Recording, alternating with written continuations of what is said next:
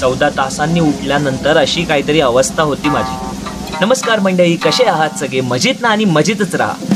या वर्षी मी 12 महिन्यात 12 ज्योतिर्लिंग करतोय, ते सुद्धा त्यांच्या सिक्वेन्स प्रमाणे. सोमनाथ जितकं सुंदर झालं तितकंच कठीण मल्लिकार्जुन होणार आहे याचा आम्हाला जराही अंदाज नव्हता. जर्नीच्या सुरुवातीला एक सगळ्यात मोठा ट्विस्ट आला. तिकीट्स कन्फर्मच नाही झाले. मुंबई ते हैदराबाद जनरल मध्ये प्रवास करायचं ठरवलं. आधी एक्साइटमेंट खूप होती, पण खरी हवा स्टेशनला जाऊन निघाली.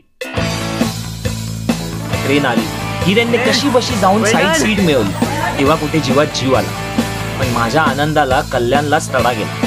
पूर्ण ट्रेन खचाखच पॅक झाली. अक्षरशः असं वाटू लागलेलं की आमच्यापेक्षा सुखी तर हे खाली झोपलेली लोक आहेत. मस्त ताणून दिलेली सगळ्यांनी. रात्रभर झोप नाही. बजेट ट्रॅव्हल पूर्ण अंगाशी आलं होतं आमच्या. अशा चार्जर सारखे वाकडे तिकडे होऊन लिटरली फूटभर जागेत फूट ठेवून कसे बसे हैदराबादला पोहोचलो.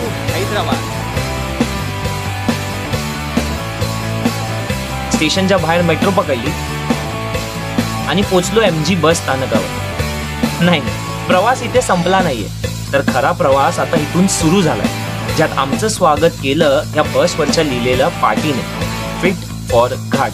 नक्की असा कोणता घाट आहे बघा पुढच्या भागात. Till then think homie, what next.